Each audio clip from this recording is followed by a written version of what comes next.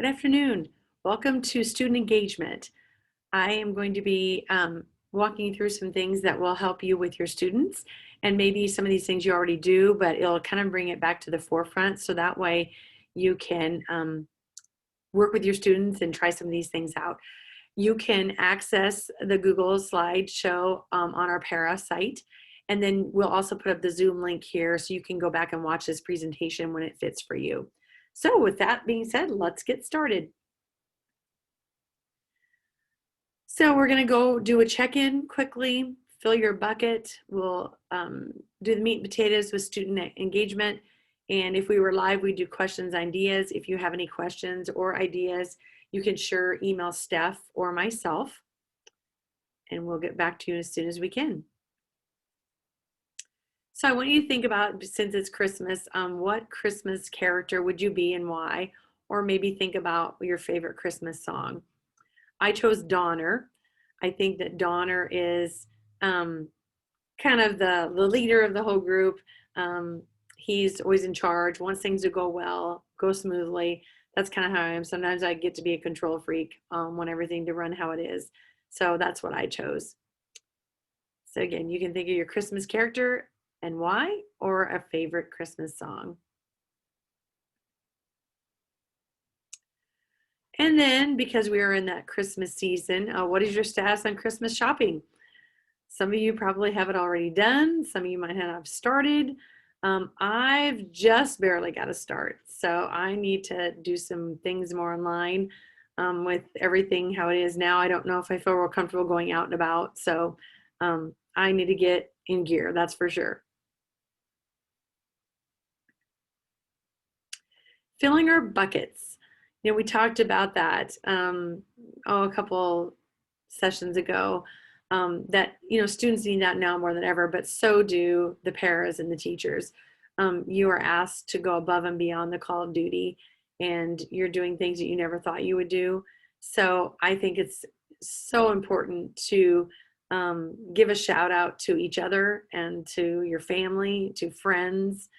And so I think that it'd just be kind of a neat thing if you would even make a bucket.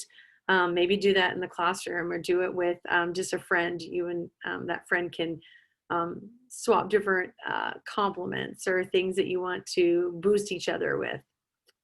Here's another idea, that you just take a little bucket and they can write on it with different, those puff paints. And they can fill it actually every time you put in a compliment, just put in a pom-pom ball too.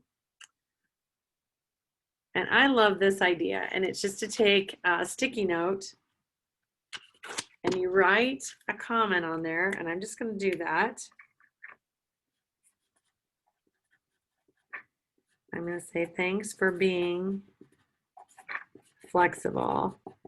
Isn't that a key thing that we're doing this time of year right now? So then you write it on there, and then you take a scissors and you just cut the bottom up from the corner and do the other one. And it just kind of looks like a pot. And I think that's just so cute, like a bucket. And then you just go stick it on either their workspace, or stick it on by their time clock, or if they have a table, go ahead and stick it on there. And I think it'd just be fun to see how many buckets you can get of compliments. Power of student engagement. Well, to start with is that we know that the engagement of students can improve their independence. That can mean academic or social. So a lot of kids, sometimes they look like they're paying attention, but they're really not. They maybe look like they're being abiding by what the teacher wants. They can do the school model pretty well, but that still doesn't mean that they're engaged. Also socially, sometimes some kids sit back and they never do engage with their friends. So we want to help students do both of those things. And then we want them to focus on the tasks, and not just to be compliant, but actually to be a part of what's going on, a part of the learning, or a part of the conversation. So that way they apply what they're learning in academics and socially to their own well-being. We want to allow kids to see us modeling for them. And again, the teacher may model for the classroom, but if you're with a student in that classroom, you may have to model on the side. So that's really important to show them just in a different one-on-one situation. And it does depend on the age of the student. You know, as kids get older, they don't want somebody in there with them. They feel like they're being coddled, or they feel like they're being made to feel like a baby. So when you're in the with the upper kids, you have to kind of know how to handle that, whether it's when there's work time or you can pull them out, do something with them. We want them to be productive. So in their learning, we want them to really take that learning and make it their own. So that is part of the engagement process as well. And also, it's about winning the hearts and minds. When kids know that you have their best interest in the hearts and they understand that in their minds, they're going to do things more for you, you know, about their relationships. We talked about that from the very beginning. So some student engagement strategies. So we want to go ahead and look at that. The strategies are things that we're going to try to do to increase that.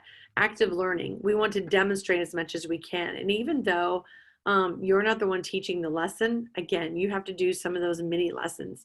So whether they're demonstrating by what they know and conducting an experiment, whether they're exploring, whether they're making a video for their learning, or whether they're asked to create something new from what they've learned, that's all a part of that active learning. And classroom technology. Technology is a great thing. We have to just know that there's a place and a time for it. We don't have to do every single thing with technology. It's about varying that content for them. So it may be a slideshow. It may be a video. The technology is made to speed up the delivery. You know, that's kind of what their life is like. When they look at a movie trailer, we think you don't want to give everything about that movie so it entices them to come watch it in a matter of probably 30 seconds. So we have to think about that when we're also teaching kids. Gamification, maybe there's game elements or delivery or the features of the games. We want to make that learning more enjoyable or more memorable. And when I say a competition, it's a good and important to teach kids a healthy way of competition, not just about the overall winning, but the process it takes to get there. So I think about that with a lot of our extracurricular. It's not always just about the winning, it's about that process, about what they're learning to be more productive adults as they get older. About teamwork, you know, when you're in a game type situation, you're working with a team to accomplish a goal. Collaborative learning, whether we're working with pairs or in small groups or maybe a larger group of some kind. You know, we can do some problem solving with collaboration. We can work on experiments. We can do presentations. Each of them have a part of something and it comes together to make that whole. They can even debate. And teaching them healthy ways to do these things is what our job is about.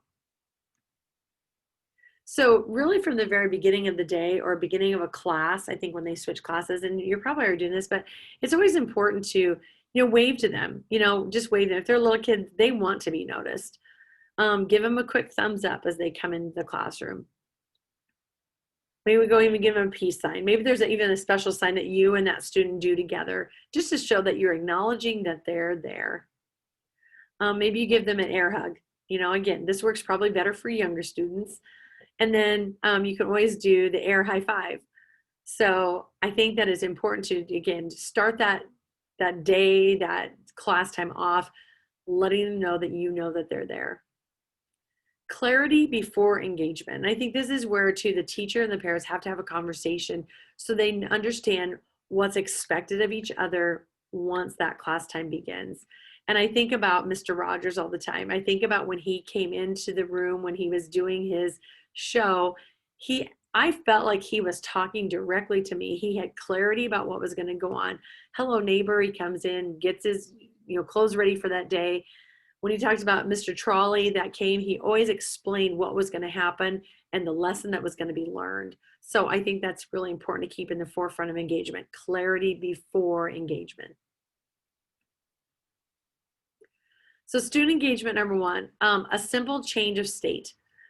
Okay, so whether you go over and stand by them, oh, sorry, this is where you are going to have them do something to energize them. So we're just going to watch this book about yoga moves. It just gives you some different ways that you're going to think about having a student move around if you can see that they are being fidgety.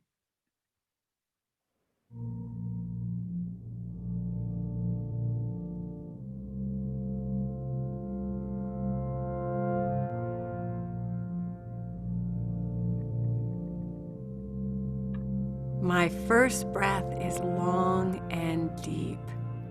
As I breathe in, as I breathe out, my arms lift out to the sides, lift up to the sky, and then relax back down. I twist and turn to shake off sleep. As I breathe in, as I breathe out, I twist my whole body from side to side and swing my arms back and forth. Today, I am a fiery volcano reaching high. As I breathe in, as I breathe out, I lift up on tiptoes and reach my fingers high. A brave ski jumper ready to fly. As I breathe in, as I breathe out, I bend my knees and sweep my arms back. A lightning bolt flashing across the sky. As I breathe in, as I breathe out, with my knees bent, I glide my hands up high. Today, I am also a mountain, quiet and still. As I breathe in, as I breathe out, I press down through my feet and stretch my spine so it is long. I roll my shoulders back and press my palms together. A gentle stream flowing downhill. As I breathe in, as I breathe out, I round my back, bend my knees, and roll down to the ground. A playful dog, stretching with skill. As I breathe in, as I breathe out, I press my palms and heels into the earth and raise my hips to the sky. I am an explorer, calm and awake. As I breathe in, as I breathe out, on hands and knees, I bring my left hand forward, lift my right leg back, and balance. Then I switch sides. Crossing bridges on the paths I take. As I breathe in, as I breathe out, I roll onto my back and press my feet into the earth. Using my forearms for support, I lift my hips high. Sailing boats on the journeys I make. As I breathe in, as I breathe out, I sit up tall and lift my legs and arms off the ground with my knees straight or bent. Calm and awake, I can do this is all I need to say. A deep breath in and a long breath out. I am ready for the day.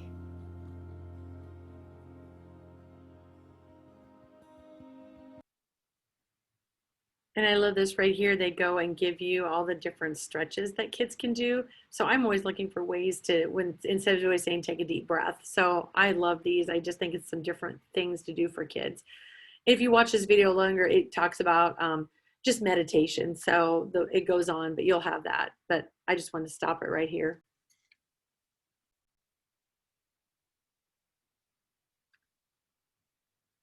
Okay.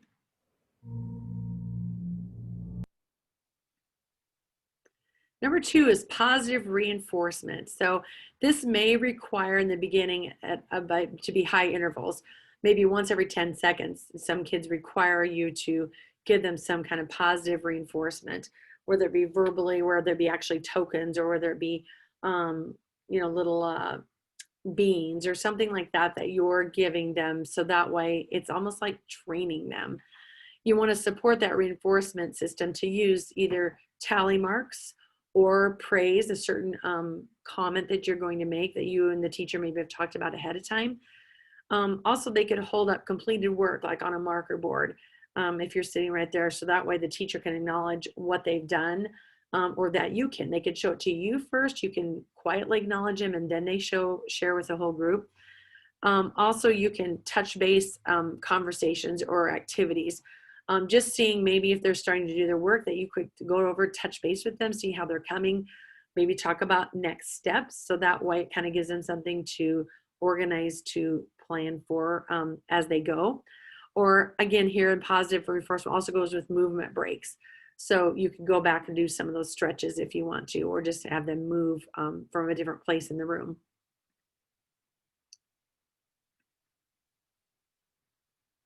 Give them, a high five if they've done something too.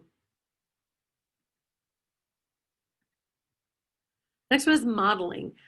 This supports any skill development. So it could be that you're modeling what they're supposed to do in the classroom. Here's what it's going to be look like to pay attention. Here's what it means to look like to sit in your desk.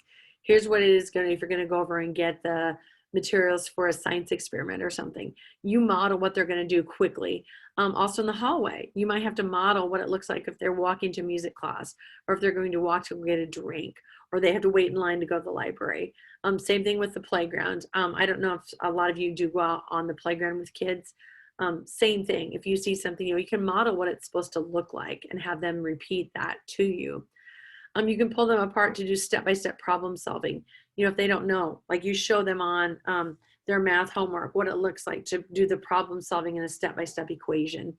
Reading comprehension strategies, here's what I do. I see this picture. I'm thinking, what's going on in the picture? Can I find the same sentence that I think is what's happening in that picture? So walking them through some of those reading comprehension strategies, doing self-talk. Sometimes I have to tell myself, okay, Tam, you cannot control the situation. You can only control what you're going to do. So right now you're going to not comment or not be bitter about what people are not doing, but you're going to worry about what you're doing. I do a lot of that self-talk, and I think we all do. We do it and we don't maybe know that there's a name to it. So I'm teaching those kids how to do some of that quick little self-talk. Sensory or self-regulation techniques.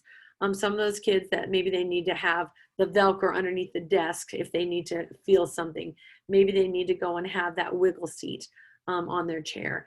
Maybe they need to go and have a bottle that they take and turn over so it has the time in it, the sand in it, so that way they know when that's up, this is what's going to happen next. Model good note-taking strategies. We take this for granted a lot of times, and sometimes we as teachers rush through that. We assume everybody knows how to take good notes. You may have to go and see, tell them what works good for you. That way then they can take and use that strategy as well.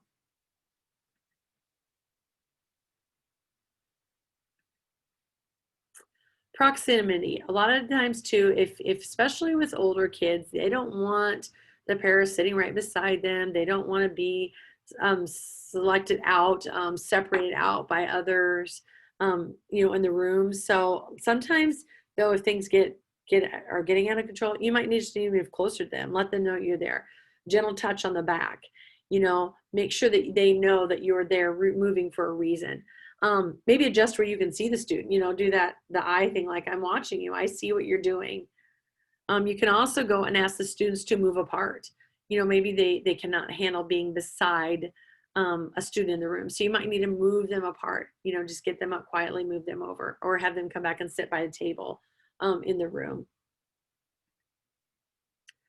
The multiple means of presentation. So the ways of receiving information, you might have to paraphrase something back to them. Maybe the teacher is doing a lecture and you might have to just quietly paraphrase what's going on, or jot it down on a note so that way you can go back with that student to talk about that when you're working one-on-one. Redirecting to written or visual prompts. May need to bring them back to what's being going on, what the teacher's presenting. Or, too, like take little sticky notes, draw pictures about what they're supposed to be doing, or put this on their papers so that way they know exactly where they're at and what they're supposed to be working on. Accessing prior knowledge, talking about, like before when we read about William Shakespeare, this is what's happening. And so building that prior knowledge for them. Or previewing content. Sometimes they might not remember, like say there's a warship and there was the Persian Gulf War and they don't understand. You might have to go back and start previewing some of that before they actually get to the actual teaching of that. And again, redirecting them with some written directions sometimes helps them get where they're going or stay engaged. Providing choices. Know what choices are appropriate for different activities. And again, this to me is probably set up by the teacher, but make sure that you and the teacher are communicating ahead of time so that way you know what choices they have. And knowing how many choices should be available. Sometimes they'll narrow that down for kids. Maybe, okay, you choose between A and B, okay, or you choose B or C. So giving them those choices and letting them determine kind of the direction of learning keeps them engaged. A visual schedule and organizers. They want to know, predict what is expected. Okay, so understand that sequence. What is considered complete? What is it going to look like to get this assignment complete? What is coming next? Kids like to know that, so maybe think of it, even a daily planner, and then it moves up to a week. But this helps also to reduce the anxiety. If kids know what's laid out, what's expected, what's coming, sometimes that kind of calms them, so that way they can stay engaged and their mind's not going a million miles a minute thinking, okay, I got to do this and I don't know what to do this, and now this teacher's talking about this. So if we can try to help them stay organized and stay on a schedule, that benefits the engagement tremendously. Transition time means either transitioning from one room to the next, from one activity to the next, from one task to the next. I think that's really important. So it may just take a quick hand signal, or a light clapping. If you're going to tell them, you have 3 things to pick up, 1, 2, 3, clap. Hold up a sign or a symbol, to them. It can be something quick, like I have these little emoji sticky notes. I mean, it can be something as small as this. So that way they just know that. Kids, again, they don't like to be singled out. So we try to do things that are more discreet, but yet it's a communication between you and that student that you're working with. So again, give them a quick thumbs up.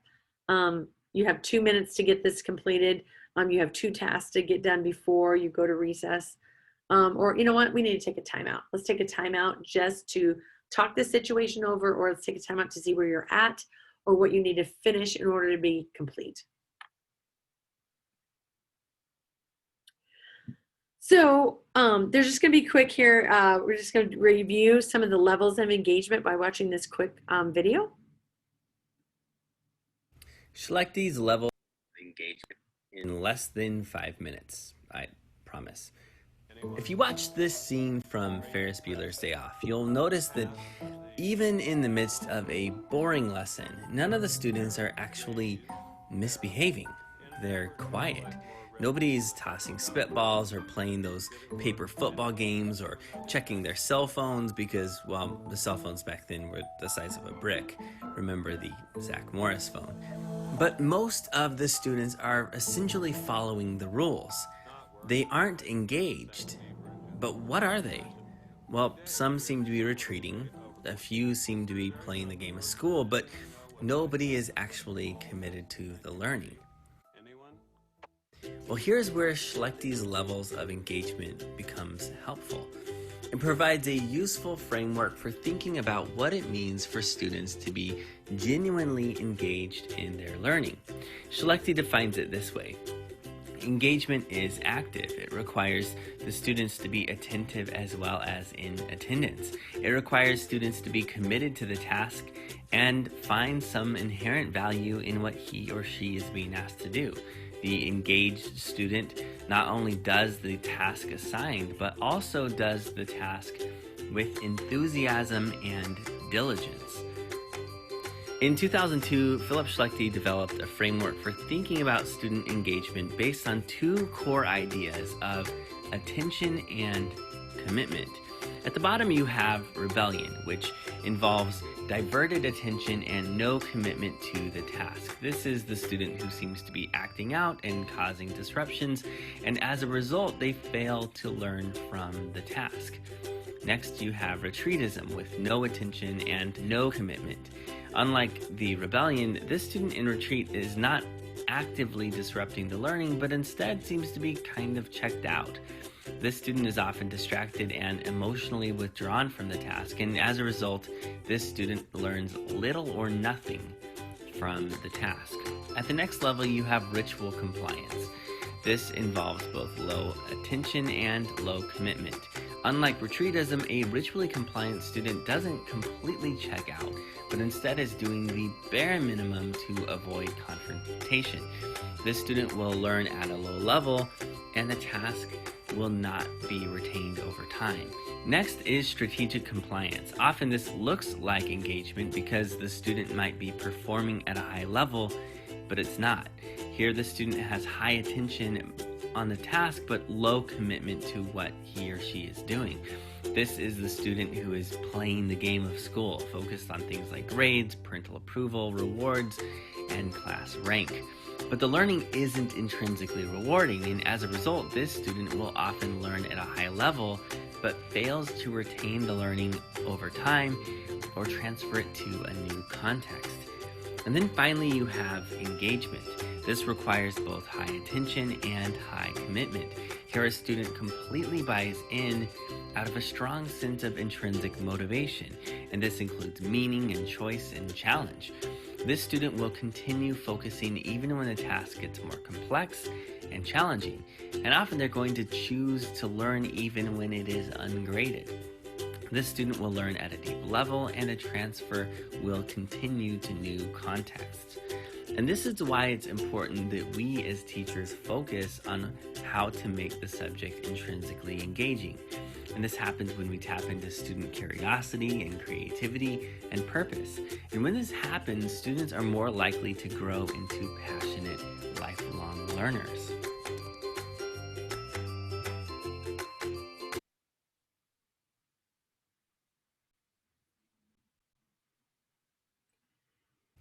Select these levels of engagement in less than 5 minutes, I promise. If you watch this scene from Ferris Bueller. There we go. Sorry about that. Okay, so with that, I have to say that I fell on some of those categories. When I was a learner, I think that sometimes I was checked out. I was just like not wanting to pay attention, not wanting to. I never really caused problems, but I could be that person that checked out. Otherwise, also, I could be the one that played the game of school. I paid attention to the task, did what I needed to do, I was compliant, all about the grades, and maybe I really didn't have deep learning. So I think that if we're honest with ourselves, that we've probably all fallen on some scale of that too. So we know that we're not the perfect learners as well, but I think it's important to know maybe where our kids fall and know why they think. Select these levels. Okay. So again, like I said, right now, if you had questions or you wanted to share some things, you sure can email Steph or I.